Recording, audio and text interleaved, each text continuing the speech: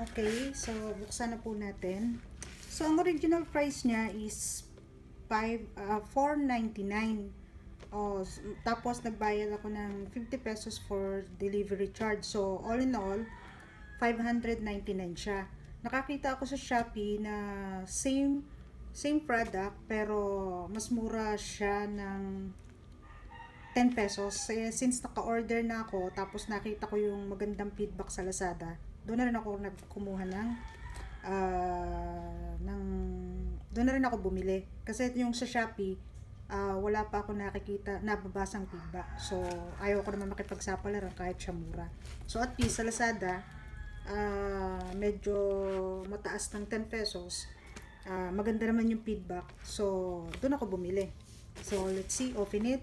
For the package, well wrapped, may bubble wrap. Okay, that's a good sign. So, let's see. Okay, buksan na po natin. Well packaged siya. See? Well packaged. Well packaged. Kaya safe na safe siya. So, kahit ibagsak mo siya, safe yung product sa loob. So, okay. Good job para sa seller for the package. Well done. So, let's open it. So, recently kasi, naging interested ako sa vending machine. Nakakapanood kasi ako ng mga video about sa vending machine. Kaya lang, nung naghanap na ako dito sa atin na vending machine na katulad nung napapanood ko, wala akong makita. May nakita ko, maliit lang, parang laruan. So, eto na nga. Sobra naman. Sa sobrang ano niya, balot na balot. Ang hirap buksan. So, ito, para aware kayo, eto siya, oh. Yan, oh. Okay. So, hopefully, maganda yung package niya.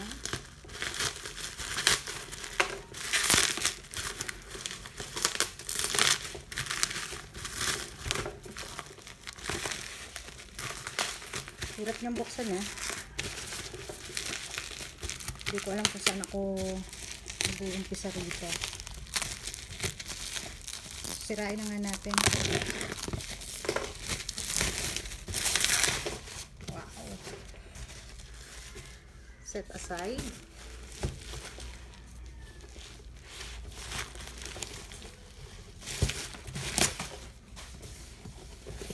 Again, ito po yung product niya. Kung ano po yung laman ng nasa loob. Buksan na po natin. Okay. Talagang safe na safe siya, ha. Kasi bukod doon sa box niya, nilagyan pa uli siya ng binalutan pa uli siya ng another box. So, which is good. 5 star for the package. Kasi well protected. Kahit ibagsak-bagsak mo talaga siya, hindi agad siya ganun masisira. Kaya lang, hirap naman. Sobrang well protected. Ito, kanina pa ako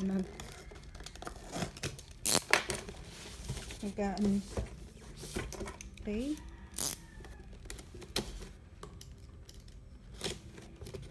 Sensya na excited, eh. Hindi ko kasi expected na ganito yung packaging niya. Okay. Set aside. Okay.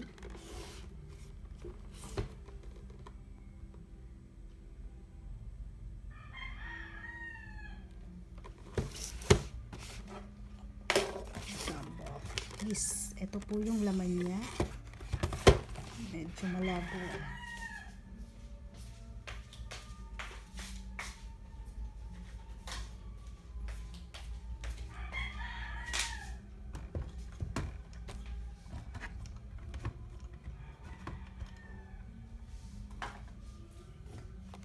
ito po yung laman niya.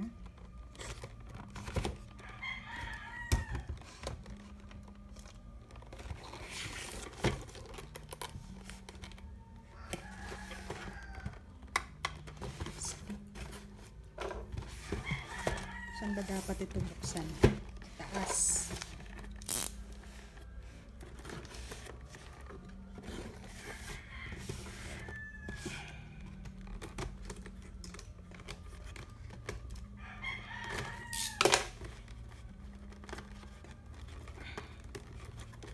Tagal ah. Magaling na. Taran! Okay. Tuloy na po natin. Ano ba to? Kailangan ba talaga buksan lahat? Okay, sige.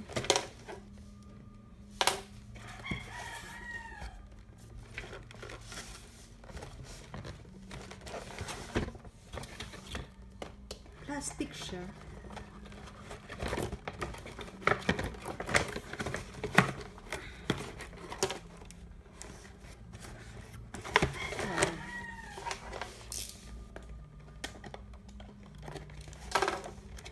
Ano ba to? Tensya na, hindi ko kasi alam eh. Yun. Buti na lang.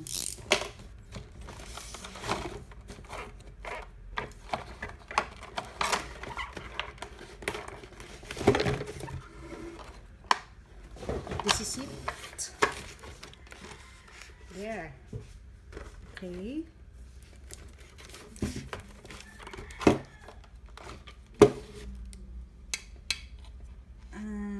Akala ko nung una expected ko metal siya. Tunog metal siya pero parang plastic.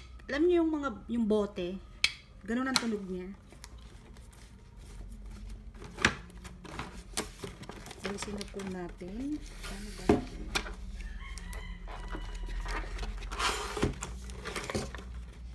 Okay.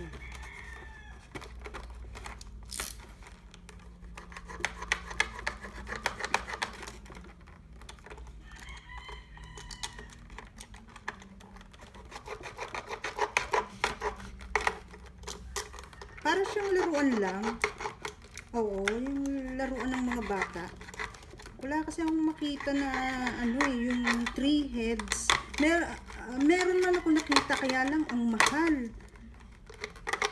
26,000. Imagine it. 26,000.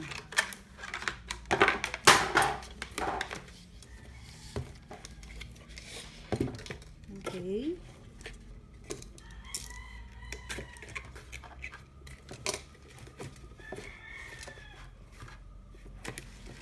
Hirap naman ito. Masyado naman siya.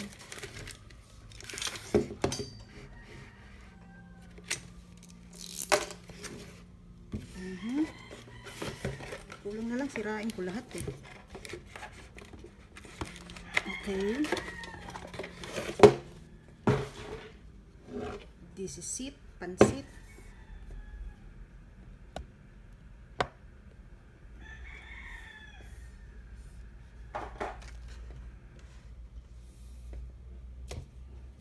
Okay, eto na po siya. Plano ko kasi mag-business ng vending machine. Nakikita ko, recently kasi naging interesado ako doon sa vending machine business. Wala akong makita rito sa atin, sa Pilipinas, na vending machine na 3 heads. Meron akong nakita, nagbebenta isa sa Facebook marketplace. Kaya lang, nung nag-inquire ako, 26,000. Ipopost ko sa video yung sinasabi ko na 3 heads na vending machine na candy. Hindi siya electronics, hindi siya power generated. Basta mo lang siya ilalagay, tapos maghuhulog sila ng coins para do sa candy. Wala akong makita. So, nung nag-research ako sa eBay, mura lang siya, kaya lang from US, $100. Tapos nung makita ko yung shipping cost, wow, grabe, kaya pala ako mahal.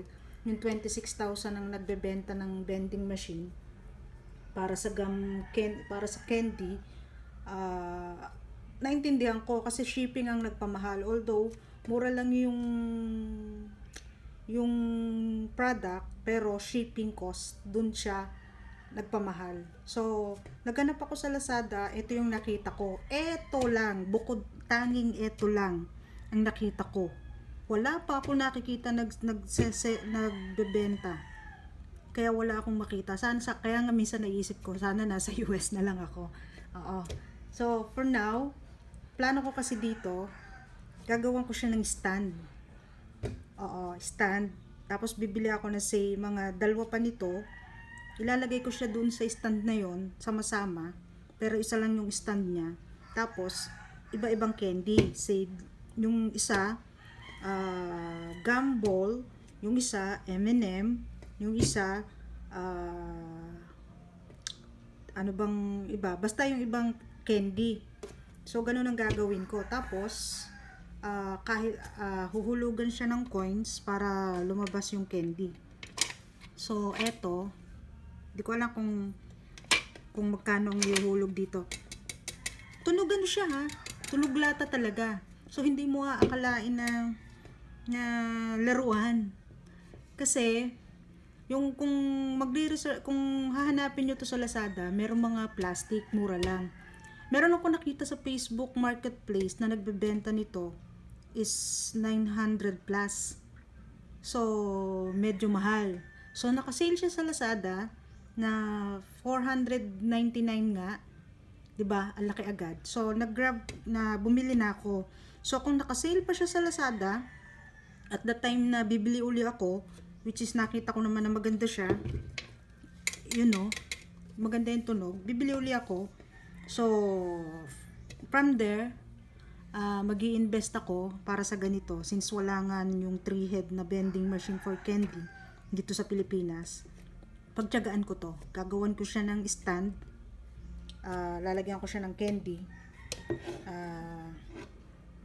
Syempre, lata siya yung tunog niya.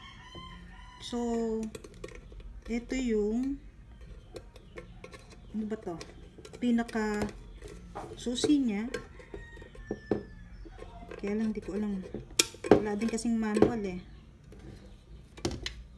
So, parang piso lang yung kakasya dito. Sige, try natin. Hanap lang akong piso. Just hold up.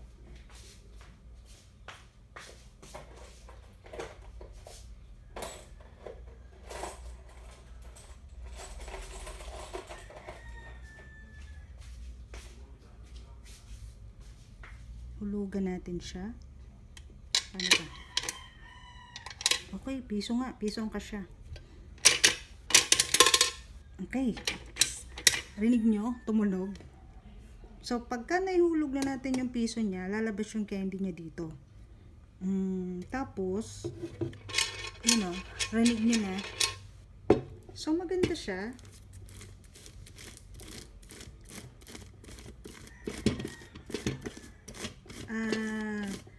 For the first, say, puhunan agad natin dito is for, say, 599. Kasama na yung delivery charge.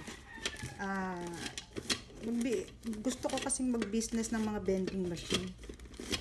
Hanap ako ng location, tapos ilagay ko to, tapos kausapin yung kung paano yung sharing namin. Ito siya okay. Oops, baka mawala. Okay, ito po yun, laman ng loob niya. So, alisin po natin ito.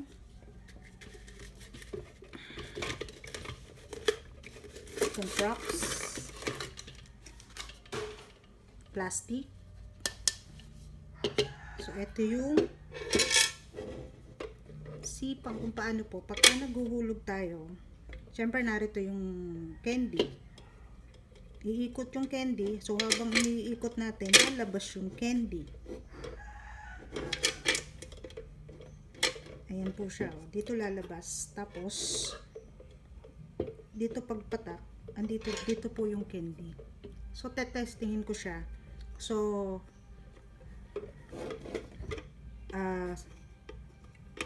bibigyan ko kayo ng update kung ilang candy yung lalabas pag naghulog ka ng piso.